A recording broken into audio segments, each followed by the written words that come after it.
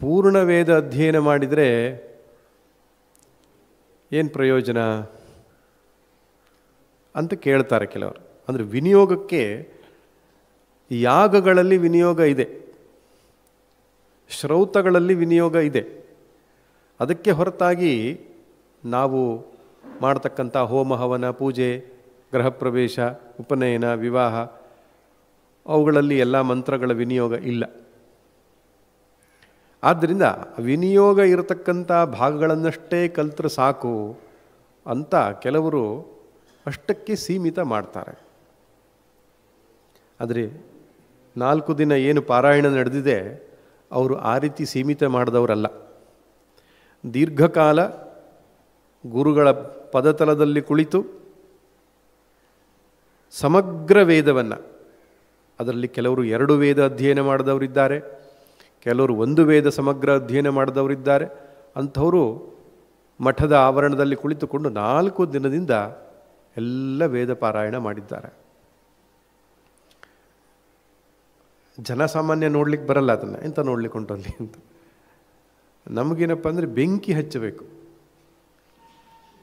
ಹೌದು, ಆಹುತಿ ಹಾಕಬೇಕು, ಅಲ್ಲಿ ಬೆಂಕಿ ಕಾಣಿಸ್ಬೇಕು, ಅಲ್ಲೇನೋ ನಡೀತಾ ಇದೆ. ಇಲ್ಲ ಒಳ್ಳೊಳ್ಳೆ ಹೂವಿನ ಹಾರ ತಂದು ಮಾಡಿ ದೊಡ್ಡ ಪೂಜೆ ಆಗಬೇಕು. ಪಾರಾಯಣ ಕೂತ್ಕೊಂಡು ಕೇಳಿದರೆ ಪುಣ್ಯ ಬರ್ತದಾ? ನಮ್ಮ ಮನೆಯಲ್ಲಿ ವೇದ ಪಾರಾಯಣ ಮಾಡಿಸಿದರೆ ಪುಣ್ಯ ಬರ್ತದಾ? ಯಾಕೆ? ನಮಗೆ ಗೊತ್ತಿಲ್ಲ. ಪಾರಾಯಣವು ಒಂದು ಯಜ್ಞ. ಯಜ್ಞ ಅಂದ ತಕ್ಷಣ ನಮ್ಮ ತಲೆಗೆ ಬರೋದೇನಪ್ಪ ಅಂದರೆ ಅಗ್ನಿಯಲ್ಲಿ ಆಹುತಿಯನ್ನು ಕೊಡುವ ರೂಪದ ಯಜ್ಞ ಅಷ್ಟೇ. ಆದರೆ ಹಾಗಿಲ್ಲ.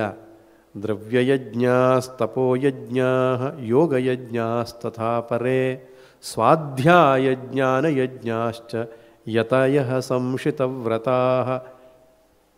12 ಯಜ್ಞಗಳನ್ನು ಹೇಳ್ತಾನೆ ಕೃಷ್ಣ ಭಗವದ್ಗೀತೆಯಲ್ಲಿ. ಬರೀ 12 ಯಜ್ಞ ಅಲ್ಲ, ಅನೇಕ ಯಜ್ಞಗಳಿವೆ. ಈ ನಾಮ ಜಪ ಮಾಡ್ತೇವಲ್ಲ, ಶ್ರೀರಾಮ ಜಯ ರಾಮ ಜಯ ಜಯ ರಾಮ, ಅದು ಯಜ್ಞವೇ. ಪ್ರಾಣಾಯಾಮ ಮಾಡೋದು ಒಂದು ಯಜ್ಞವೇ. ಸರಿಯಾದ ವಿಧಾನದಿಂದ ಆಹಾರ ಸೇವಿಸುವುದು ಒಂದು ಯಜ್ಞವೇ. ಅದಕ್ಕೆ ಪ್ರಾಣಾಗ್ನಿಹೋತ್ರ ಅಂತ ಕರೀತಾರೆ. ವೇದ ಪಾರಾಯಣವು ಒಂದು ಯಜ್ಞ.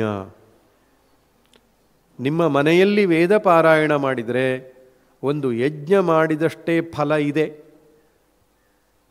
ಇದು ಯಾರು ಹೇಳಲೇ ಇಲ್ಲ ನಮಗೆ ಸತ್ಯನಾರಾಯಣ ಪೂಜೆ, ಗಣಹೋಮಕ್ಕೆ ಹೊರತಾಗಿ ಬೇರೆ ಈ ವಿಧಾನಗಳೆಲ್ಲ ನಮಗೆ ಗೊತ್ತಿಲ್ಲ.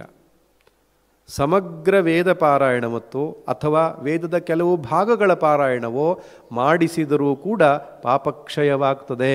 ಆ ಮನೆಯಲ್ಲಿರ್ತಕ್ಕಂಥ ದೋಷಗಳು ನಿವೃತ್ತಿಯಾಗತ್ತೆ. ಆದ್ದರಿಂದ ವೇದ ಪಾರಾಯಣವನ್ನು ಮನೆಯಲ್ಲಿ ಮಾಡಿಸಬೇಕು. ಅದಕ್ಕೆ ಇನ್ನೊಂದು ಮುಖ್ಯ ಕಾರಣವೂ ಇದೆ. ನಾವು ಹಾಗೆ ಸ್ಫೂರ್ತಿಯನ್ನು ಕೊಡಲಿಲ್ಲ ಅಂತಾದ ಪಕ್ಷದಲ್ಲಿ ಸಮಗ್ರ ವೇದದ ರಕ್ಷಣೆ ಹೇಗೆ ಸಾಧ್ಯ? ವೇದನಾದ ಬೋಧೋತ್ಸವ ಅಥವಾ ಪುರುಷೋತ್ತಮ ಭಾರತಿ ಸ್ವಾಮಿಗಳ ಹೆಸರಿನಲ್ಲಿ ಏನು ಟ್ರಸ್ಟ್ ಮಾಡಿಕೊಂಡಿದ್ದಾರೆ, ಅದರ ಹೆಸರಿನಲ್ಲಿ ಈ ವೇದದ ರಕ್ಷಣೆಯ ಕೆಲಸ ಮಾಡ್ತಿದ್ದಾರೆ ಅವರು. ಸಣ್ಣ ಕೆಲಸ ಅಲ್ಲ ಇದು. ಯಾರು ಮಾಡಬೇಕು ಅದನ್ನು? ಬರೀ ಹಣಕ್ಕಷ್ಟೇ ಸೀಮಿತವಾಗಿ ಅಧ್ಯಯನ ಮಾಡೋದಾದರೆ ವೇದ ಉಳಿಯೋದು ಹೇಗೆ ಅಂತ. ನಮ್ಮ ಭಾರತೀಯ ಸನಾತನ ಸಂಸ್ಕೃತಿ ಅನ್ನುವಂಥದ್ದು ಸಹಸ್ರಾರು ವರ್ಷಗಳು ಅನಾದಿ ಅಂತ ಕರೀತಾರೆ. ಸನಾತನ ಎಂಬ ಶಬ್ದಕ್ಕರ್ಥ ಆದಿ ಅಂತ್ಯಗಳಿಲ್ಲದ್ದು. ಅಂತಹ ಪರಂಪರೆಯಲ್ಲಿ ಹರಿದುಕೊಂಡು ಬಂದ ವೇದ ಎನ್ನತಕ್ಕಂತಹ ಈ ಶ್ರೇಷ್ಠವಾದ ಅನರ್ಘ್ಯ ರತ್ನವನ್ನು ನಾವು ಕಾಪಾಡದೇ ಇದ್ದರೆ ಇನ್ಯಾರು ಕಾಪಾಡಬೇಕು ಅಂತ. ಆದರೆ ಬಹಳ ಆಶ್ಚರ್ಯ, ಜರ್ಮನಿಯಲ್ಲಿಯೋ ವಿದೇಶಗಳಲ್ಲಿಯೋ ಈ ವೇದದ ಮಹತ್ವವನ್ನು ಕುರಿತು ಮಾತಾಡುವವರಿದ್ದಾರೆ. ಆದರೆ ನಮ್ಮವರಿಗೆ ಅದರ ಅರಿವು ಕಡಿಮೆ. ಯಾರದು ತಪ್ಪೋ ಗೊತ್ತಿಲ್ಲ. ತಿಳಿಸಿಕೊಡುವವರ ಕೊರತೆಯೋ ಅಥವಾ ತಿಳಿಯಬೇಕೆಂಬ ಇಚ್ಛೆ ಇಲ್ಲದ ಸಮಸ್ಯೆಯೋ ಗೊತ್ತಿಲ್ಲ. ಒಟ್ಟಿನಲ್ಲಿ ವೇದ ಅಂತ ಹೇಳಿದರೆ ಏನೋ ಒಂದಿಷ್ಟು ಮಂತ್ರಗಳು, ಪೂಜೆಗೆ ಪುನಸ್ಕಾರಕ್ಕೆ ಬಳಸೋ ಮಂತ್ರಗಳು ಅಂತ ಭಾವಿಸಿಕೊಂಡಿದ್ದೇವೆ. ಹಾಗಲ್ಲ. ಅದು ವಿದುಜ್ಞಾನೆ ಎಂಬ ಧಾತುವಿನಿಂದ ವೇದ ಎಂಬ ಶಬ್ದ ನಿಷ್ಪತ್ತಿಯಾಗಿದೆ. ಜ್ಞಾನದ ಭಂಡಾರ, ಜ್ಞಾನದ ಸಾಗರ ಅದು. ಅಲೌಕಿಕವಾದಂತಹ ಜ್ಞಾನ ನಿಧಿ ವೇದದಲ್ಲಿ ಅಡಗಿದೆ. ಮಂಡನ ಮಿಶ್ರರು ಗುರುಗಳಾಗಿರತಕ್ಕಂತಹ ಕುಮಾರಿಲ ಭಟ್ರು ಹೇಳ್ತಾರೆ, ಪ್ರತ್ಯಕ್ಷೇಣ ಆನುಮಿತ್ಯಾವ ಯಸ್ತೂಪಾಯೋನ ಬುದ್ಧತೆ ಏನಂ ವಿದಂತಿ ವೇದೇನ ತಸ್ಮಾತ್ ವೇದಸ್ಯ ವೇದತಾ ಎಂಬುದಾಗಿ ಹೇಳ್ತಾರೆ. ಪ್ರತ್ಯಕ್ಷದಿಂದಾಗಲಿ ಅನುಮಾನದಿಂದಾಗಲಿ ಯಾವ ಸತ್ಯವನ್ನು ನಮಗೆ ಕಂಡುಕೊಳ್ಳಿಕ್ಕಾಗಲ್ವೋ ಅದಕ್ಕೆ ವೇದವೇ ಪ್ರಮಾಣ ಎಂಬುದಾಗಿ ಹೇಳ್ತಾರೆ. ವೇದಾಹ ಪ್ರಮಾಣಂ, ವೇದಗಳು ಅಂದರೆ ಪ್ರಮಾಣ ಅದು ಅಂತ. ಈ ಪ್ರಮಾಣ ಅನ್ನೋ ಶಬ್ದವೇ ಸುಮಾರು ಹೊತ್ತು ಚರ್ಚೆ ಮಾಡಬೇಕಾಗಿರೋದು. ಪ್ರಮಾಣ ಅಂದರೆ ನಮ್ಗೆ ಗೊತ್ತಿಲ್ಲ. ಪ್ರಮಾಣ ಅಂತ ಹೇಳಿದ್ರೆ ಖಚಿತವಾದ ನಿಖರವಾದಂತಹ ಜ್ಞಾನವನ್ನು ಒದಗಿಸುವಂತಹ ಒಂದು ಸ್ರೋತ. ಪ್ರಮಾಯಾಹ ಅಸಾಧಾರಣಕರಣಂ ಪ್ರಮಾಣಂ ಎಂಬುದಾಗಿ ಹೇಳ್ತಾರೆ. ರೂಪವನ್ನು ನೋಡಲಿಕ್ಕೆ ಕಣ್ಣು ಪ್ರಮಾಣ, ಶಬ್ದವನ್ನು ಸರಿಯಾಗಿ ಅರ್ಥೈಸಿಕೊಳ್ಳಲಿಕ್ಕೆ ಕಿವಿ ಹೇಗೆ ಪ್ರಮಾಣ, ರುಚಿಯ ವಿಷಯದಲ್ಲಿ ನಾಲಿಗೆ ಹೇಗೆ ಪ್ರಮಾಣವೋ ಹಾಗೆಯೇ ಬೆಟ್ಟದಲ್ಲಿ ಬೆಂಕಿ ಇದೆ, ಬೆಟ್ಟದ ಆ ಭಾಗದಲ್ಲಿ ಬೆಂಕಿ ಇದೆ ಅಂತ ತಿಳಿಯುವುದಕ್ಕೆ ಅನುಮಾನ ಪ್ರಮಾಣ ಅಂತ ಹೇಳ್ತಾರೆ. ಅನುಮಾನ ಅಂದರೆ ಸಂಶಯ ಅಂತ ಅರ್ಥ ಅಲ್ಲ. ಅನುಮಾನ ಅಂದರೆ ಖಚಿತವಾದ ನಿಖರವಾದಂತಹ ಅನುಮೀಯತೆ, ಪ್ರತ್ಯಕ್ಷವನ್ನು ಅನುಸರಿಸಿಕೊಂಡು ವ್ಯಾಪ್ತಿಯನ್ನು ಅನುಸರಿಸಿಕೊಂಡು ತೀರ್ಮಾನ ಮಾಡತಕ್ಕಂತಹ ಜ್ಞಾನಕ್ಕೆ ಅನುಮಾನ ಅಂತ ಹೇಳ್ತಾರೆ. ಪ್ರತ್ಯಕ್ಷ, ಅನುಮಾನ ಮತ್ತು ಶಬ್ದ ಈ ಮೂರು ಪ್ರಮಾಣಗಳಿಂದ ನಮಗೆ ಜ್ಞಾನ ಉಂಟಾಗುತ್ತದೆ. ಶಬ್ದ ಪ್ರಮಾಣ ಅಂತ ಹೇಳಿದ್ರೇನು? ಆಪ್ತನಾದಂತಹ ಒಬ್ಬ ವ್ಯಕ್ತಿ ಹೇಳಿರತಕ್ಕಂತಹ ಮಾತು ಕೂಡ ನಮಗೆ ಪ್ರಮಾಣ ಆಗ್ತದೆ. ಎಷ್ಟೋ ವಿಷಯಗಳನ್ನು ನಮಗೆ ಪ್ರತ್ಯಕ್ಷವಾಗಿ ನೋಡಲಿಕ್ಕೆ ಆಗಲ್ಲ. ಪ್ರತ್ಯಕ್ಷ ನೋಡಲಿಕ್ಕೆ ಆಗಲ್ಲ ಅನ್ನೋ ಮಾತ್ರಕ್ಕೆ ನಮಗೆ ಅನುಮಾನವನ್ನು ಹಚ್ಚಲಿಕ್ಕಾಗಲ್ಲ. ಆವಾಗಲೂ ನಮಗೆ ಜ್ಞಾನ ಆಗ್ತದೆ. ಹೇಗೆ? ಒಬ್ಬನು ನೋಡಿಕೊಂಡು ಪ್ರತ್ಯಕ್ಷವಾಗಿ ನೋಡಿಕೊಂಡು ಬಂದಿದ್ದಾನೆ, ಅವನು ನಮಗೆ ತಿಳಿಸ್ತಾನೆ. ಗಂಗಾ ನದಿ ಹೇಗಿದೆಯಪ್ಪ, ಹಿಮಾಲಯ ಹೇಗಿದೆ, ನಾವು ಹೋಗಿ ನೋಡಲಿಲ್ಲ. ಕಾಶಿ ಕಾರಿಡಾರ್ ಮಾಡಿದ್ದಾರೆ, ಹೇಗಾಗಿದೆ, ಒಬ್ಬನು ಬಂದು ಹೇಳ್ತಾನೆ ಹೀಗೀಗಿದೆ ಕಾಶಿ ಕಾರಿಡಾರ್ ಅಂತ. ನಮಗೆ ಜ್ಞಾನ ಆಗ್ತದೆ. ಆ ಜ್ಞಾನ ಹೇಗಾಯಿತು? ನಾವು ಪ್ರತ್ಯಕ್ಷವಾಗಿ ನೋಡಲಿಲ್ಲ. ಆದರೆ ಶಬ್ದ ಪ್ರಮಾಣ ಅಂತ ಹೇಳ್ತಾರೆ.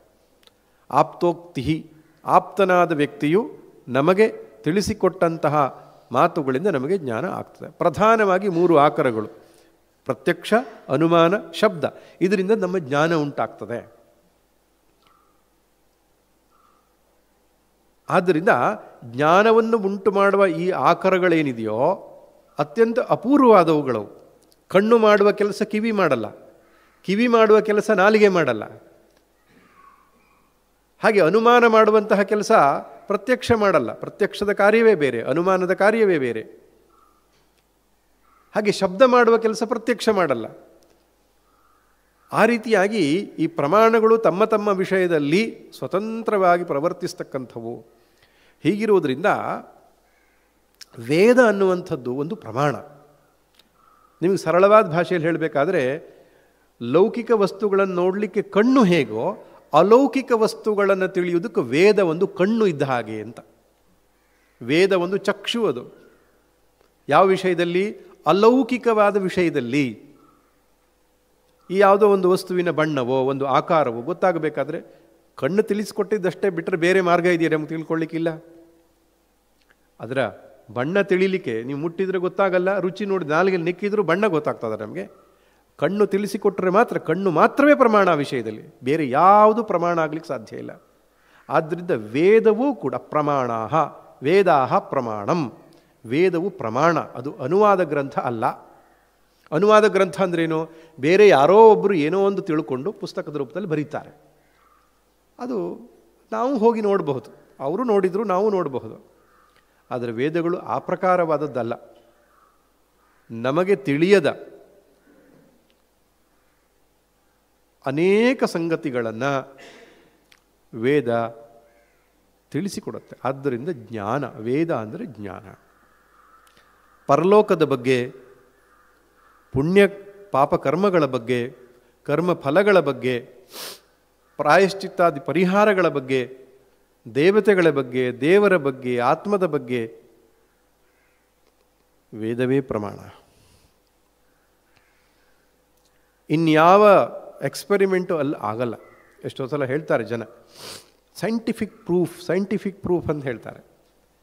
ಯಜ್ಞಯಾಗಾದಿಗಳಿಂದ ಕಾರೀರಿ ಇಷ್ಟಿ ಅಂತ ಕರೀತಾರೆ. ಮಳೆ ಬರಲಿಕ್ಕೆ ಒಂದು ಇಷ್ಟಿಯನ್ನು ಮಾಡ್ತಾರೆ, ಕಾರೀರಿ ಇಷ್ಟಿ ಅಂತ. ಅದನ್ನು ಮಾಡಿದರೆ ಮಳೆ ಬರ್ತದೆ ಅಂತ. ಅದು ಹೇಗೆ ಮಳೆ ಬರ್ತದೆ? ಎಕ್ಸ್ಪೆರಿಮೆಂಟ್ ಮಾಡೋಣ? ಇಲ್ಲ, ಅಲೌಕಿಕವಾದ ವಿಷಯ ಅದು. ಶ್ರಾದ್ದಾದಿಗಳಿಂದ ನಾವು ತರ್ಪಣವನ್ನು, ಪಿಂಡ ಪ್ರದಾನವನ್ನು ಮಾಡುವಾಗ ಅದು ಗತಿಸಿದಂತಹ ಪಿತೃಗಳಿಗೆ ಶಕ್ತಿಯಾಗಿ, ಪುಷ್ಟಿಯಾಗಿ ಅದು ಹೋಗ್ತದೆ ಅನ್ನೋ ವಿಷಯದಲ್ಲಿ ವೇದ ಪ್ರಮಾಣ. ಅದನ್ನು ನಂಬಬೇಕು, ಶ್ರದ್ಧೆಯಿಂದ ನಾವು ಒಪ್ಪಬೇಕು. ಹಾಗೆ ಆಚರಣೆ ಮಾಡಬೇಕು, ನಮ್ಮ ಶ್ರೇಯಸ್ಸು ಆಗ್ತದೆ ಅದರಿಂದ. ಅದಕ್ಕೆ ಕೃಷ್ಣ ಭಗವದ್ಗೀತೆಯಲ್ಲಿ ಅನೇಕ ಬಾರಿ ಹೇಳ್ತಾನೆ, ಸಂಶಯಾತ್ಮ ವಿನಶ್ಯತಿ. ಆ ವಿಷಯದಲ್ಲಿ ಸಂಶಯ ಮಾಡಬಾರ್ದು. ವೇದದ ವಿಷಯದಲ್ಲಿ ಸಂಶಯ ಮಾಡಬಾರ್ದು. ಅದು ಹೇಗೆ ಹೇಳಿದೆಯೋ, ಯಾವ ರೀತಿಯಾಗಿ ತಿಳಿಸಿಕೊಟ್ಟಿದೆಯೋ ಆ ರೀತಿಯಾಗಿ ನಾವು ಬದುಕನ್ನು ನಡೆಸಿದರೆ ನಿಶ್ಚಿತವಾಗಿ ನಮ್ಮ ಶ್ರೇಯಸ್ಸು. ಮಾತೃದೇವೋ ಭವ ಪಿತೃದೇವೋ ಭವ ಹೇಳುತ್ತಲ್ಲ ವೇದ. ತಂದೆಯೇ ದೇವರೆಂದು ತಿಳಿ, ತಾಯಿಯೇ ದೇವರೆಂದು ತಿಳಿ, ಆಚಾರ್ಯನೇ ದೇವರೆಂದು ತಿಳಿ, ಅತಿಥಿಯೇ ದೇವರೆಂದು ತಿಳಿ ಅಲ್ವಾ. ಒಬ್ಬನು ಕ್ಯಾಲ್ಕುಲೇಟ್ ಮಾಡ್ತಾನೆ, ಏನು ಈಗ ಅಪ್ಪ ಅಮ್ಮನ ಸೇವೆ ನಾವು ಯಾಕೆ ಮಾಡಬೇಕು? ಅವರು ಮೋಸ ಮಾಡಿದ್ದಾರೆ ನಮಗೆ. ಅಪ್ಪ ಅಮ್ಮ ಆಸ್ತಿ ಎಲ್ಲ ಹಂಚುವಾಗ ಅಣ್ಣನಿಗೆ ಜಾಸ್ತಿ ತಮ್ಮನಿಗೆ ಕಡಿಮೆ ಕೊಟ್ಟಿದ್ದಾರೆ ಅಂತ ಅಪ್ಪ ಅಮ್ಮನ ಸೇವೆ ನಾವು ಯಾಕೆ ಮಾಡಬೇಕು? ಅಥವಾ ಇನ್ನೇನೋ ಕಾರಣ, ನಾನು ಚೆನ್ನಾಗಿ ನೋಡ್ಕೊಳ್ಳಿಲ್ಲ, ಒಳ್ಳೆ ಹೌದು. ಇವತ್ತು ಬೆಳಿಗ್ಗೆ ಒಬ್ಬರು ಫೋನ್ ಮಾಡಿದ್ರು ಬೆಂಗಳೂರಿಂದ. ಮಗ ಹೇಳ್ತಾನಂತೆ ಅಪ್ಪನಿಗೆ, ಅಪ್ಪ ಸರಿಯಾದ ಕೋರ್ಸ್ ಕೊಡಲಿಲ್ಲ, ನೀನು ನನಗೆ ಸರಿಯಾದ ಕೋರ್ಸಲ್ಲಿ ಕಲಿಸಿದರೆ ನಾನು ಇವತ್ತು ಹೆಂಗಿರ್ತಿದ್ದೆ ನನ್ನ ಜೀವನದಲ್ಲಿ, ನಾನು ಬದುಕು ಹಾಳು ಮಾಡಿದೆ ನೀನು ಅಂತ ಹೇಳಿ ಮನೆ ಬಿಟ್ಟು ಹೋದ ನನ್ನ ಮಗ ಅಂತ ಹೇಳ್ಕೊಂಡು ಪಾಪ ಅಳ್ತಾ ಇದ್ರು ಅವರು. ಒಬ್ಬೊಬ್ರಿಗೆ ಹಾಗೆ ಅನ್ಸೋದುಂಟು. ನನ್ನ ಹತ್ರನೂ ಒಬ್ಬರು ಬಂದು ಹೇಳಿದರು, ನೋಡಿ ಸ್ವಾಮೀಜಿ, ಅಣ್ಣ ತಮ್ಮ ನಾವಿಬ್ಬರಿದ್ದೇವೆ, ತಮ್ಮನ ವಿಷಯದಲ್ಲಿ ಅಪ್ಪ ಅಮ್ಮನಿಗೆ ಜಾಸ್ತಿ ಅನುಕಂಪ, ನನಗೇನು ಸಹಾಯ ಮಾಡಲಿಲ್ಲ ಅವರು. ಈಗ ತಮ್ಮ ಮನೆಯಿಂದ ಹೊರಗೆ ಹಾಕಿದ್ದಾನೆ ಅಪ್ಪ ಅಮ್ಮನ್ನ, ನಾನು ನೋಡ್ಕೊಳ್ಬೇಕೋ ಬೇಡವೋ ಅದೊಂದು ಪ್ರಶ್ನೆ. ಯಾಕೆ ನನಗೆ ಸಹಾಯ ಮಾಡಲಿಲ್ಲ, ತಮ್ಮನಿಗೆ ಅನುಕೂಲ ಮಾಡಿದ್ರು ಅವರು. ನಾನು ಹೇಳಿದೆ, ವೇದ ಏನು ಹೇಳ್ತದೆ ಈ ವಿಷಯದಲ್ಲಿ? ವೇದ ಹೇಳುತ್ತೆ ತಂದೆ ತಾಯಿ ದೇವರು ಅಂತಷ್ಟೆ. ಪ್ರತಿಫಲಾಪೇಕ್ಷೆಯನ್ನು ಮಾಡದೆ, ಹಿಂದೆ ಮುಂದೆ ತರ್ಕ ಲಾಜಿಕ್ ಯಾವುದನ್ನು ಇಡದೆ, ಮಾತೃದೇವೋಭವ ಪಿತೃದೇವೋಭವ ಅಂತ ನೀವು ಸೇವೆ ಮಾಡಿ, ದೇವರು ಅಂತ ಭಾವಿಸಿಕೊಂಡು ಸೇವೆ ಮಾಡಿ, ನಿಮ್ಮ ಶ್ರೇಯಸ್ಸು ಆಗುತ್ತೆ, ನಿಮ್ಮ ಉದ್ಧಾರ ಆಗುತ್ತದೆ. ಇದು ಅಲೌಕಿಕವಾದಂತಹ ಶಕ್ತಿಯನ್ನು ವೇದ ನಮಗೆ ತಿಳಿಸಿಕೊಡ್ತಾ ಇರತಕ್ಕಂಥದ್ದು. ಹಸಿದ ಒಬ್ಬ ಅತಿಥಿ ನಮ್ಮ ಮನೆಗೆ ಬಂದಿದ್ದಾನೆ, ಕೊಡಬೇಕು ಅವನಿಗೆ ಅನ್ನವನ್ನು. ಯಜ್ಞಶಿಷ್ಟಾಶಿನಸ್ಸಂತೋ ಮುಚ್ಚಂತೆ ಸರ್ವಕಿಲ್ಬಿಷೈ ಕೇವಲಾಘೋ ಭವತಿ ಕೇವಲಾದಿ. ನೀನುಣ್ಣುವ ಮೊದಲು ಇನ್ನೊಬ್ಬರಿಗೆ ಕೊಡು. ಯಾಕ್ರಿ ಕೊಡಬೇಕು? ನಾನು ಕಷ್ಟಪಟ್ಟು ದುಡಿದದ್ದು ಇಲ್ಲ, ನಿನ್ನ ಶ್ರೇಯಸ್ಸಾಗತ್ತೆ. ಆದ್ದರಿಂದ ಅನೇಕ ವಿಷಯಗಳಲ್ಲಿ ನಮ್ಮ ಬುದ್ಧಿಗೆ ನಿಲುಕದ, ನಮ್ಮ ತರ್ಕಕ್ಕೆ ನಿಲುಕದ, ಮೀರಿದ ಸತ್ಯವನ್ನು ವೇದ ನಮಗೆ ತಿಳಿಸಿಕೊಡ್ತದೆ. ಹಾಗೆ ನಾವು ಬದುಕಬೇಕು, ಹಾಗೆ ನಾವು ಆಚರಣೆ ಮಾಡಬೇಕು. ಗೊತ್ತಿಲ್ಲದಂತೆ ನಮ್ಮ ಬದುಕಿನಲ್ಲಿ ಬದಲಾವಣೆ ಆಗ್ತದೆ. ನಾನು ಏನು ಹೇಳಲಿಕ್ಕೆ ಹೊರಟಿದ್ದೇನೆ ಅಂದರೆ, ವೇದ ಅಂದರೆ ಒಂದಿಷ್ಟು ಮಂತ್ರಗಳ ರಾಶಿಯಲ್ಲ, ಬದುಕಿನ ಒಂದು ಕೈಪಿಡಿಯದು. ನಾವು ಮನುಷ್ಯನ ಬದುಕು ಸಾರ್ಥಕವಾಗಬೇಕಾದರೆ ಹೇಗೆ ಬದುಕಬೇಕು ಎನ್ನುವುದನ್ನು ತಿಳಿಸಿಕೊಟ್ಟಿದ್ದು ವೇದ. ನಾವು ಅದನ್ನು ಅಧ್ಯಯನ ಮಾಡದೇನೆ, ಅರ್ಥಚಿಂತನೆ ಮಾಡದೇನೆ ಅದರ ಮಹತ್ವವನ್ನು ಮರೆತಿದ್ದೇವೆ ಅಷ್ಟೆ. ಮಹತ್ವ ಕಳೆದುಕೊಂಡಿಲ್ಲ, ಮಹತ್ವವನ್ನು ಮರೆತಿದ್ದೇವೆ. ವಿದೇಶದಿಂದ ಒಬ್ಬನು ನಮ್ಮ ದೇಶಕ್ಕೆ ಬಂದಿದ್ದ, ಅವನ ಹೆಸರು ಮ್ಯಾಕ್ಸ್ ಮುಲ್ಲರ್ ಅಂತ, ಬ್ರಿಟಿಷರ ಕಾಲದಲ್ಲಿ. ಅವನು ಬಂದದ್ದು ಯಾಕಪ್ಪ ಅಂತ ಹೇಳಿದರೆ ಕನ್ವರ್ಷನ್ ಮಾಡಬೇಕು ಅಂತ. ಇಲ್ಲಿಯ ವೇದಶಾಸ್ತ್ರಗಳನ್ನೆಲ್ಲ ಅಧ್ಯಯನ ಮಾಡಿ ಅದರ ಬಗ್ಗೆ ತಪ್ಪು ಮಾಹಿತಿಯನ್ನು ಕೊಟ್ಟು ಜನರನ್ನು ದಾರಿ ತಪ್ಪಿಸಬೇಕು ಅಂತ ಬಂದಿದ್ದ. ಸಂಸ್ಕೃತ ಅಧ್ಯಯನ ಮಾಡ್ದ, ಕಾಶಿಯಲ್ಲಿ ವೇದಾಧ್ಯಯನ ಮಾಡ್ದ, ತರ್ಜುಮೆ ಕೂಡ ಮಾಡ್ದ ಸಂಸ್ಕೃತಕ್ಕೆ. ಋಗ್ವೇದವನ್ನು, ಪೂರ್ತಿ ಋಗ್ವೇದವನ್ನು ಇಂಗ್ಲೀಷಿಗೆ ತರ್ಜುಮೆ ಮಾಡ್ದ. ಆದರೆ ಅವನು ಯಾವ ಉದ್ದೇಶಕ್ಕೆ ಬಂದಿದ್ನೋ ಅದು ಸಫಲ ಆಗಲಿಲ್ಲ. ಅಲ್ಲ, ಇವತ್ತಿಗೂ ನಡೀತಾ ಇದೆ ಬಿಡ್ರಿ, ನಮ್ಮ ದೇಶದ ವೈದಿಕ ಸನಾತನ ಸಂಸ್ಕೃತಿಯನ್ನು ಮೂಲೋತ್ಪಾಟನೆ ಮಾಡಬೇಕು ಅಂತ ಪ್ರಯತ್ನ, ನಾಶ ಮಾಡಬೇಕು, ಈಗಲೂ ನಡೀತಾ ಇದೆ. ಸಾಧ್ಯವೂ ಇಲ್ಲ, ಅವತ್ತಿದು ನಡೀತಾ ಇತ್ತು. ಕೊನೆಗೊಮ್ಮೆ ಅವನಿಗೆ ಗೊತ್ತಾಯಿತು, ವೇದ ಉಪನಿಷತ್ತುಗಳೆಲ್ಲ ಅದ್ಭುತವಾದ ಸತ್ಯವನ್ನು, ಶಾಶ್ವತ ಸತ್ಯಗಳನ್ನು ಹೇಳ್ತಾ ಇದೆ ಅಂತ ತಿಳಿದು ಅವನು ತನ್ನ ಹೆಸರನ್ನೇ ಬದಲಾಯಿಸ್ಕೊಳ್ತಾನೆ. ಮ್ಯಾಕ್ಸ್ ಮುಲ್ಲರ್ ಹೆಸರನ್ನು ತೆಗೆದುಹಾಕಿ ಮೋಕ್ಷ ಮೂಲರ ಭಟ್ಟ ಅಂತ ಮಾಡ್ಕೊಳ್ತಾನವ. ಆಮೇಲೆ ಏನಾಯಿತು ಅಂತ ಹೇಳಿದರೆ, ಬಹುಶಃ ಜರ್ಮನಿಯಲ್ಲಿ ಅನಿಸುತ್ತೆ, ಅವನು ಥಾಮಸ್ ಅಲ್ವಾ ಎಡಿಸನ್ ಅಂತ ಒಬ್ಬ ವಿಜ್ಞಾನಿ ಒಂದು ಯಂತ್ರವನ್ನು ಕಂಡುಹಿಡಿತಾನೆ. ಅಂದರೆ ಟೇಪ್ ರೆಕಾರ್ಡರ್ ಅಂತ ಇತ್ತಲ್ಲ, ಅದರ ಹಿಂದಿನ ಸ್ಥಿತಿ, ಅದು ಒಂದು ರೀತಿಯ ಚಕ್ರಗಳು, ಡಿಸ್ಕ್ಗಳು ಬರ್ತದೆ, ಅದು ರೆಕಾರ್ಡ್ ಆಗ್ತದೆ. ಆ ರೆಕಾರ್ಡಿಂಗ್ ಸಿಸ್ಟಮನ್ನು ಅವನು ಕಂಡು ಹಿಡಿದಾಗ ಆ ಥಾಮಸ್ ಅಲ್ವಾ ಎಡಿಸನ್ನಿಗೆ ಅನ್ನಿಸ್ತಂತೆ, ಮೊದಲ ಶಬ್ದ, ಶ್ರೇಷ್ಠವಾದ ಒಂದು ಯಾವುದೋ ಒಂದು ಶಬ್ದವನ್ನು ರೆಕಾರ್ಡ್ ಮಾಡಬೇಕು ಅಂತ ಒಂದು ಸಭೆ ಸೇರಿಸಿದಂತೆ. ಸಭೆಯಲ್ಲಿ ದೊಡ್ಡ ದೊಡ್ಡ ವಿದ್ವಾಂಸರೆಲ್ಲ ಸೇರಿದ್ದಾರೆ.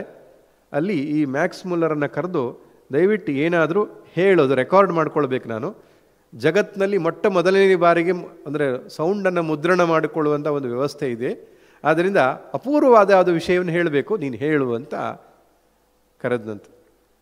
ಅವನು ಹೇಳಿದ್ದೇನು? ಅಗ್ನಿಮೀಳೆ ಪುರೋಹಿತಂ ಯಜ್ಞಸ್ಯ ದೇವ ಮೃತ್ವಿಜಂ ಹೋತಾರಂ ರತ್ನಧಾತಮಂ ಅಂತ ಮ್ಯಾಕ್ಸ್ ಮುಲ್ಲರ್ ಹೇಳಿ ಹೋಗಿ ಸಭೆಯಲ್ಲಿ ಕೂತ್ಕೊಳ್ತಾನೆ. ನಂತರ ಆ ಡಿಸ್ಕನ್ನು ಡೆವಲಪ್ ಮಾಡ್ಕೊಂಡು ತಂದು ಪುನಃ ರೀಪ್ಲೇ ಮಾಡಿದಾಗ ಅದರಲ್ಲಿ ಮಂತ್ರ ಬಂತು, ಸ್ಪಷ್ಟವಾಗಿ ಮಂತ್ರ ಬಂತು, ಎಲ್ಲ ಕರತಾಡನ ಮಾಡಿದರು. ಯಾಕೆ? ಅದ್ಭುತವಾದ ಒಂದು ಅನ್ವೇಷಣೆ, ಇನ್ವೆನ್ಷನ್. ಏನು? ಜಗತ್ತಿನ ಯಾವ ಶಬ್ದಗಳನ್ನಾದರೂ ಮುದ್ರಿಸಿ ಶಾಶ್ವತವಾಗಿ ಅದನ್ನು ದಾಖಲಿಸಿಕೊಳ್ಳುವುದಕ್ಕೆ ಒಂದು ಹೊಸ ಅನ್ವೇಷಣೆ. ಎಲ್ರಿಗೂ ಸಂತೋಷ ಆಯಿತು. ಆದರೆ ಎಲ್ರಿಗೂ ಸಂಶಯ ಬಂತು, ಇದು ಎಂಥದ್ದು ಇವನು ಹೇಳಿದ್ದು, ಯಾವ ಭಾಷೆ ಇದು ಅಂತ. ಆದ್ದರಿಂದ ಆ ಮ್ಯಾಕ್ಸ್ ಮುಲ್ಲರ್ನ ಕರೆದು ಹೇಳ್ತಾನೆ, ನೀವು ಏನು ಹೇಳಿದ್ರಿ ಅನ್ನೋದನ್ನು ಸ್ವಲ್ಪ ವಿವರಿಸಿ ಹೇಳಿ ಅಂತ. ಅವನು ವೇದಿಕೆ ಬಂದು ಹೇಳ್ತಾನಂತ, ಇಡೀ ಜಗತ್ತು ಸಂಸ್ಕೃತಿ ಅಂದರೆ ಏನು ಅಂತೂ ಅರಿಯದೇ ಇದ್ದಾಗ, ಸಂಸ್ಕೃತಿಯ ಉಚ್ಛ್ರಾಯ ಸ್ಥಿತಿಯಲ್ಲಿದ್ದಂತಹ ಭಾರತ ದೇಶದಲ್ಲಿ ಋಗ್ವೇದದ ಮೊದಲನೆಯ ಮಂತ್ರ ಅಗ್ನಿಮೀಳೆ ಪುರೋಹಿತಂ ಎನ್ನುವಂಥದ್ದು, ಆ ಋಗ್ವೇದದ ಮೊದಲನೆಯ ಮಂತ್ರವನ್ನು ನಾನು ಉಚ್ಚರಿಸಿದ್ದೇನೆ ಎಂಬುದಾಗಿ ಅವನು ಹೇಳ್ತಾನೆ. ಆದ್ದರಿಂದ ಜಗತ್ತಿನ ಮನೀಷಿಗಳೆಲ್ಲರೂ ಕೂಡ ಒಪ್ಪಿಕೊಂಡಂತಹ, ಅಥವಾ ನಮ್ಮ ಭಾರತ ದೇಶಕ್ಕೆ ಗೌರವ ಮಹತ್ವ ಸಿಕ್ಕಿರುವುದೇ ವೇದ, ಉಪನಿಷತ್ತು, ಭಗವದ್ಗೀತೆ ಮುಂತಾದ ಜ್ಞಾನ ಭಂಡಾರದಿಂದ.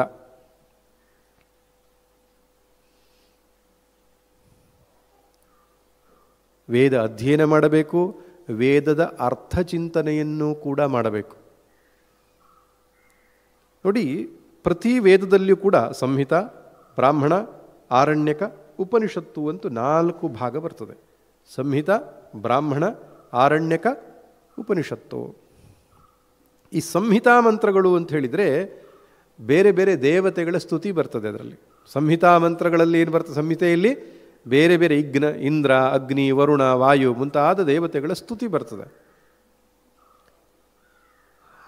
ಆ ಮಂತ್ರಗಳನ್ನು ಬಳಸಿಕೊಂಡು ಯಾಗವನ್ನು ಮಾಡುವ ಪ್ರಕ್ರಿಯೆ ಹೇಗೆ ಎನ್ನುವುದು ಬ್ರಾಹ್ಮಣ ಭಾಗದಲ್ಲಿ ವರ್ಣನೆಯನ್ನು ಮಾಡಲಾಗಿದೆ.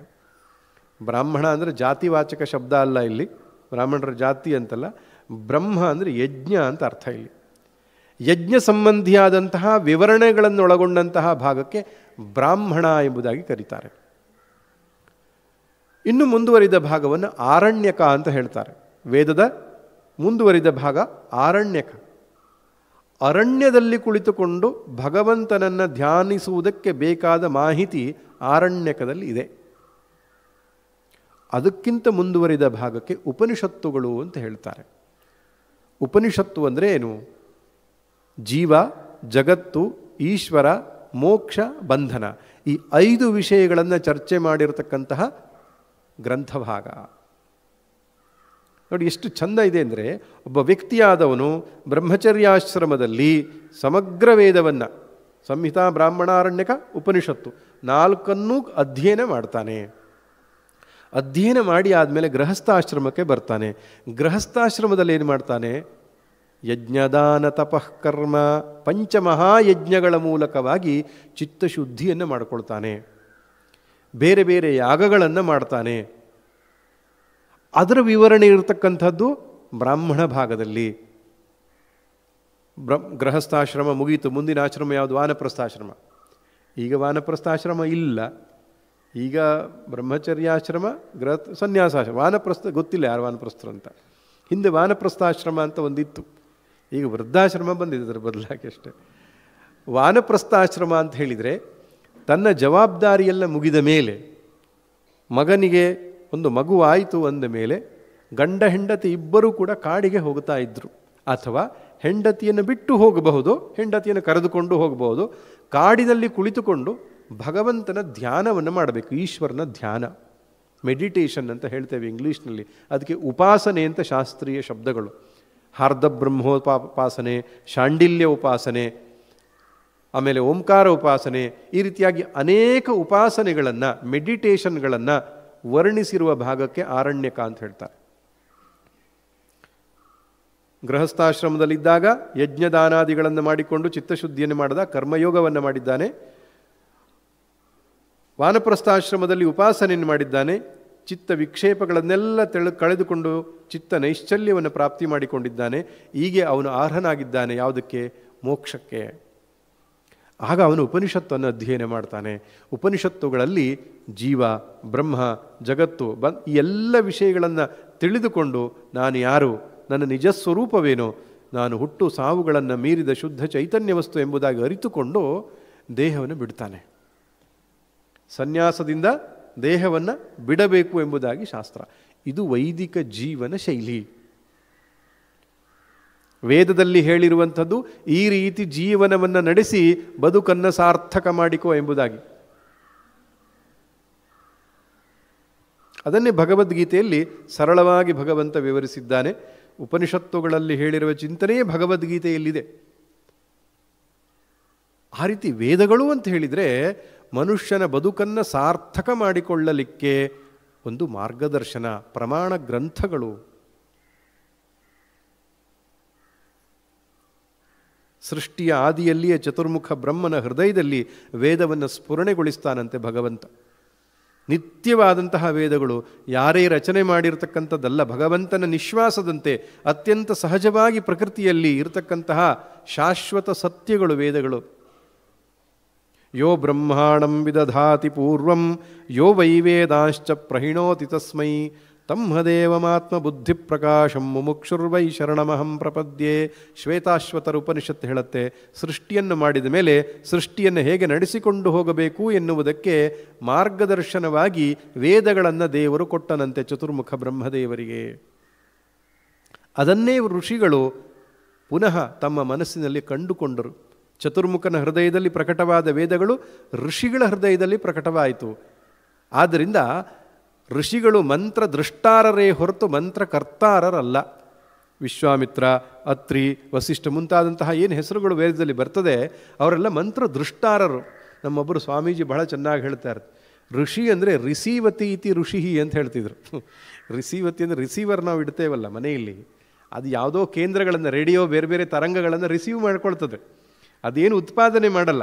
ಹಾಗೆ ಋಷಿಗಳಿಗೆ ಹೃದಯದಲ್ಲಿ ಗೋಚರವಾದದ್ದು ಮಂತ್ರಗಳೇ ಹೊರತು ಅವರು ಕಂಡುಕೊಂಡಿದ್ದ ಅಲ್ಲ ಎಂಬುದಾಗಿ, ಅಂದರೆ ಅವರು ಬರೆದಿದ್ದಲ್ಲ ಅಂತ.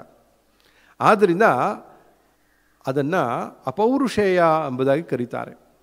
ಅಪೌರುಷೇಯಾ ವೇದಾಹ, ಅಂತಹ ಅಪೌರುಷೇಯವಾದ ಅಲೌಕಿಕವಾದಂತಹ ಜ್ಞಾನ ಭಂಡಾರವನ್ನು ನಾವು ಕಳೆದುಕೊಳ್ಳಬಾರದು ಭಾರತೀಯರು. ಸನಾತನ ಧರ್ಮ ಉಳಿದರೆ ಜಗತ್ತು ಉಳಿದೀತು. ಅದು ಹೇಳಲಿಕ್ಕೆ ತುಂಬ ವಿಷಯಗಳಿದೆ. ವೇದಗಳ ಬಗ್ಗೆ ಆಗಲಿ, ವೇದಗಳ ಜ್ಞಾನಗಳ ಬಗ್ಗೆ ಆಗಲಿ, ಅದರ ಒಂದು ವ್ಯವಸ್ಥೆಯ ಬಗ್ಗೆ ಆಗಲಿ ತುಂಬ ಇದೆ. ಆದ್ದರಿಂದ ಆ ವೇದದ ರಕ್ಷಣೆಗೋಸ್ಕರವಾಗಿ ಒಂದು ಉತ್ತಮ ಕಾರ್ಯಕ್ರಮವನ್ನು 4 ದಿನಗಳಲ್ಲಿ ಮಾಡಿದ್ದಾರೆ. ಆಮೇಲೆ ಯಜುರ್ವೇದದ ಸ್ವಾಹಾಕಾರಗಳ ಮಂತ್ರಗಳಿಂದ ಸ್ವಾಹಾಕಾರವನ್ನು ಮಾಡಿದ್ದಾರೆ. ಅದಕ್ಕೆ ಸಂಹಿತಾ ಯಾಗ ಎಂಬುದಾಗಿ ಕರೀತಾರೆ. ಅಂದರೆ ಯಜುರ್ವೇದದ ಸಂಹಿತಾ ಭಾಗದ ಮಂತ್ರಗಳಿಂದ ಸ್ವಾಹಾಕಾರವನ್ನು ಕೊಟ್ಟು ಭಗವಂತನನ್ನು ಅರ್ಚಿಸಿದ್ದಾರೆ. ವೇದದ ಎಲ್ಲ ಮಂತ್ರಗಳು ಭಗವಂತನ ಸ್ತುತಿಯಾದ್ದರಿಂದ ವೇದದ ಪಾರಾಯಣವಾಗಲಿ, ಮಂತ್ರಗಳಿಂದ ಆಹುತಿ ಕೊಡುವುದಾಗಲಿ ಎಲ್ಲದೂ ಭಗವಂತನಿಗೆ ಸಂತೋಷವನ್ನು ಕೊಡತಕ್ಕಂಥದ್ದು. ಮತ್ತು ಎಲ್ಲ ಕರ್ಮಗಳನ್ನು ನಿಸ್ವಾರ್ಥವಾಗಿ ಮಾಡಿದ್ದೇವೆ ಎಂಬುದಾಗಿ ಹೇಳಿದರು. ವೇದನಾದ ಬೋಧೋತ್ಸವದ ಉದ್ದೇಶ ಏನಪ್ಪ ಅಂದರೆ ಲೋಕಾ ಸಮಸ್ತ ಸುಖಿನೋ ಭವಂತು, ಇದೇ ಉದ್ದೇಶ. ನಮ್ಮ ವೈಯಕ್ತಿಕ ಕುಟುಂಬಕ್ಕಾಗಲಿ ನಮಗಾಗಲಿ ಬೇರೆ ಯಾವ ಉದ್ದೇಶವನ್ನು ಇಟ್ಟುಕೊಳ್ಳದೆ ಸಮಾಜಕ್ಕೆ ಹಿತವಾಗಲಿ, ಈ ಸನಾತನ ಧರ್ಮ ರಕ್ಷಣೆಯಾಗಲಿ, ರಾಷ್ಟ್ರಕ್ಕೆ ಮಂಗಳವಾಗಲಿ. ಶನ್ನೋ ಅಸ್ತು ದ್ವಿಪದೆ ಶಂಚತುಷ್ಪದೆ, 2 ಕಾಲಿನವರಿಗೂ 4 ಕಾಲಿನವರಿಗೂ ಒಳ್ಳೆಯದಾಗಲಿ, ಇಷ್ಟೇ ಸಂಕಲ್ಪ ಇಟ್ಟುಕೊಂಡು ನಾವು ಮಾಡಿದ್ದೇವೆ ಅಂತ ಬೆಳಿಗ್ಗೆ ಅವರು ಹೇಳಿದರು ಮಾತಿನಲ್ಲಿ ನಾನು ಕೇಳಿಸ್ಕೊಂಡೆ. ಆದ್ದರಿಂದ ಇಂತಹ ಶುದ್ಧವಾದ ಉದ್ದೇಶ ಇಟ್ಟುಕೊಂಡು ಮಾಡಿರತಕ್ಕಂತಹ ಕರ್ಮ ಭಗವಂತನಿಗೆ ನಿಶ್ಚಿತವಾಗಿ ಅದು ಮುಟ್ಟುತ್ತದೆ. ಅಷ್ಟೇ ನಮ್ಮೆಲ್ಲರ ಪ್ರಾರ್ಥನೆ. ವೇದದ ಈ ವೈದಿಕ ಸಂಸ್ಕೃತಿಯ ರಕ್ಷಣೆ ಆಗಬೇಕು. ವೈದಿಕ ಸಂಸ್ಕೃತಿ ಅಂತ ಹೇಳಿದ್ರೆ ವಿಶ್ವದ ಸಂಸ್ಕೃತಿ ಅದು, ಈ ಬೇರೆ ಏನೇನಲ್ಲ, ಇಡೀ ಜಗತ್ತಿನೊಟ್ಟಿಗೆ ಸಾಮರಸ್ಯದಿಂದ ಬಾಳುವ ಸಂಸ್ಕೃತಿ ಅದು. ಶಂಕರ ಭಗವತ್ಪಾದರು ಹೇಳ್ತಾರೆ, ವೈದಿಕ ಸಂಸ್ಕೃತಿ ರಕ್ಷಣೆ ಆದರೆ ಜಗತ್ತಿನ ರಕ್ಷಣೆ ಆಗುತ್ತದೆ ಅಂತ. ಯಜ್ಞ ಎಂಬುದಾಗಿ ಕೇಳಿದ್ದಾರೆ. ಯಜ್ಞ ಅಂದರೆ ಏನರ್ಥ? ಯಜ್ಞೇನ ಯಜ್ಞಮಯ ಜಂತ ದೇವಾ ತಾನಿ ಧರ್ಮಾಣಿ ಪ್ರಥಮಾನ್ಯ ಸನ್ನ. ಸೃಷ್ಟಿಯ ಮೊದಲ ಪ್ರಕ್ರಿಯೆಯೇ ಯಜ್ಞ. ಸೃಷ್ಟಿಯಾದದ್ದೇ ಒಂದು ಯಜ್ಞ ಅಂತ. ಯಜ್ಞ ಅಂದರೆ ಎಲ್ಲರ ಹಿತವನ್ನು ಬಯಸಿ, ಎಲ್ಲರ ಕ್ಷೇಮವನ್ನು ಬಯಸಿ ಬದುಕನ್ನು ನಡೆಸ್ತಕ್ಕಂಥದ್ದು ಯಜ್ಞ. ಸಹಯಜ್ಞಾ ಪ್ರಜಾ ಸೃಷ್ಟ ಪುರೋವಾಚ ಪ್ರಜಾಪತಿ ಅನೇನ ಪ್ರಸವಿಷ್ಯಧ್ವಂ ಏಷವೋಸ್ತ್ವಿಷ್ಟ ಕಾಮದುಕು. ಪರಸ್ಪರ ಸಹಬಾಳ್ವೆಯಿಂದ ಬಾಳುವಂಥದ್ದು ಅದು ಯಜ್ಞದ ದೃಷ್ಟಿಕೋನ. ಆದ್ದರಿಂದ ಅಂತಹ ಯಜ್ಞೀಯ ದೃಷ್ಟಿಕೋನವನ್ನು ಇಟ್ಟುಕೊಂಡಂಥದ್ದು ವೇದಗಳು. ಮೋಕ್ಷವನ್ನು ದೃಷ್ಟಿಕೋನದಲ್ಲಿ ಇಟ್ಟುಕೊಂಡು ಬದುಕನ್ನು ನಡೆಸುವ ಮಾರ್ಗದರ್ಶನವನ್ನು ಮಾಡತಕ್ಕಂಥದ್ದು ವೇದಗಳು. ಅಂತಹ ವೇದದ ಪ್ರಮಾಣ ಗ್ರಂಥಗಳು ಉಳಿಬೇಕು, ಬೆಳಗಬೇಕು.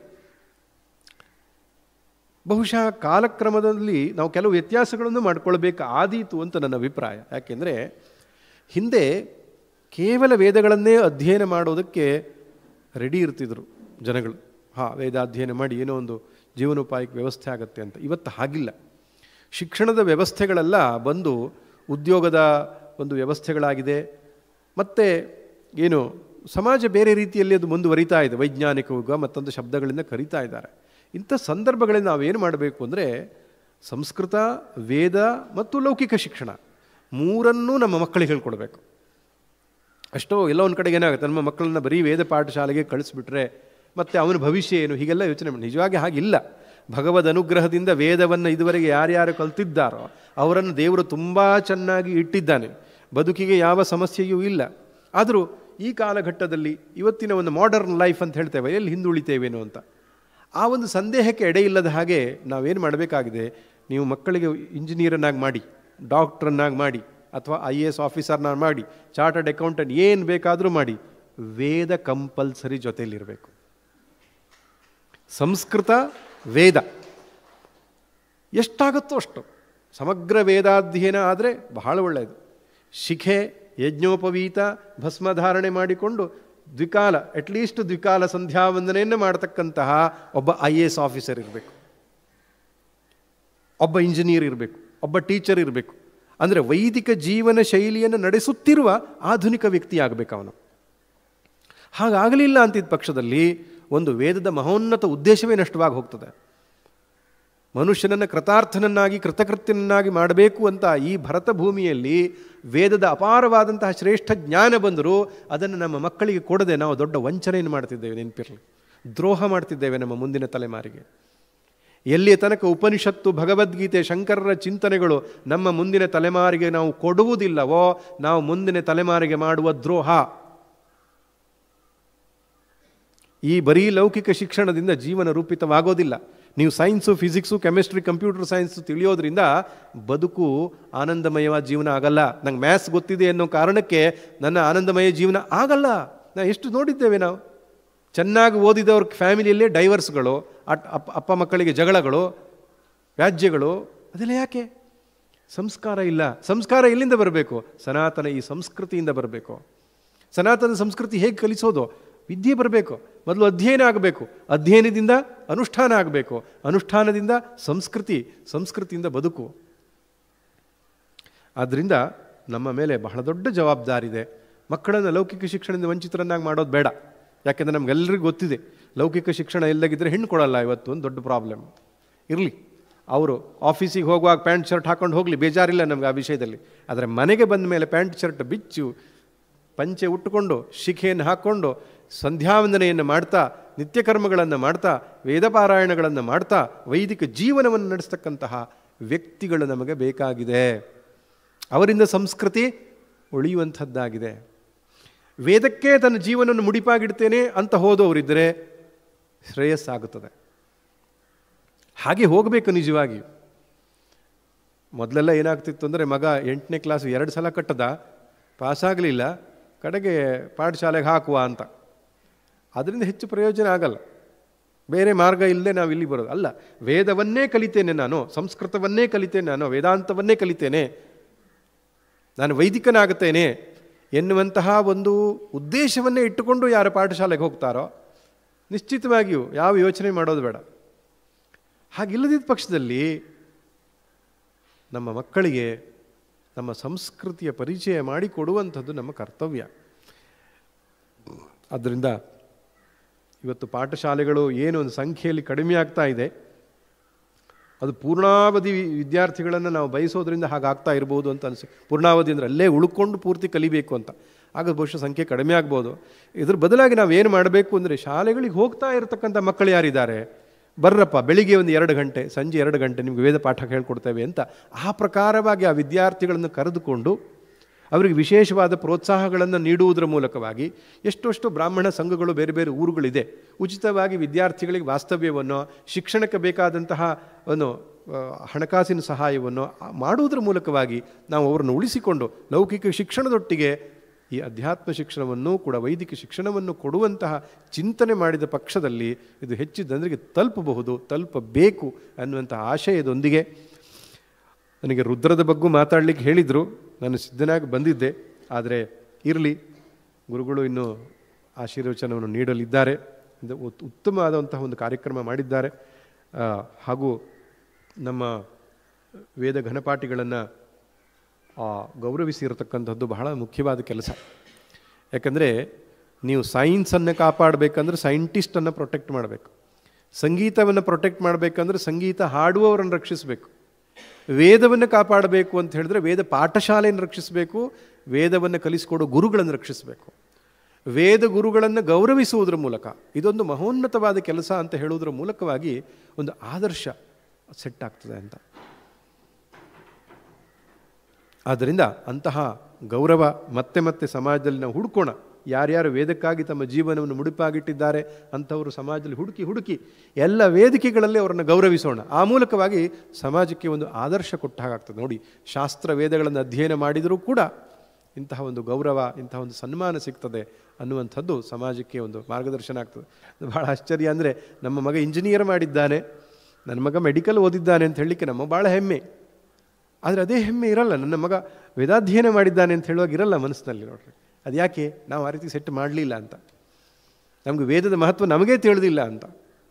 ಆದ್ದರಿಂದ ಆ ರೀತಿ ಮತ್ತು ವೈದಿಕರದ್ದು ಜವಾಬ್ದಾರಿ ಏನಿದೆ ಅಂದರೆ, ಒಂದು ಹೇಳ್ತೇನೆ, ವೈದಿಕರಾದವರು ಕೂಡ ವೇದವನ್ನು ಅರ್ಥಸಹಿತವಾಗಿ ಅಧ್ಯಯನ ಮಾಡಬೇಕು ಅಂತ.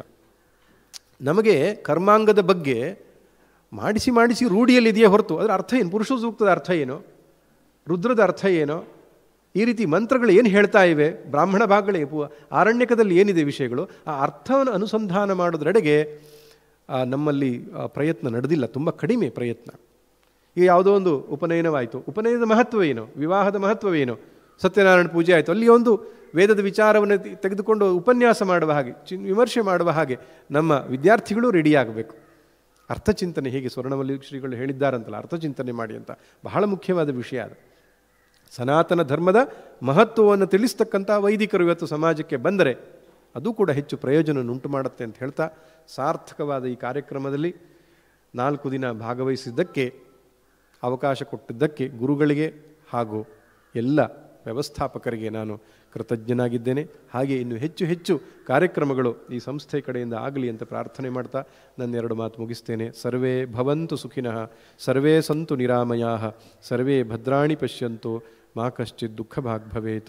ಓಂ ಶಾಂತಿ ಶಾಂತಿ ಶಾಂತಿ. ನಾರಾಯಣ ನಾರಾಯಣ ನಾರಾಯಣ.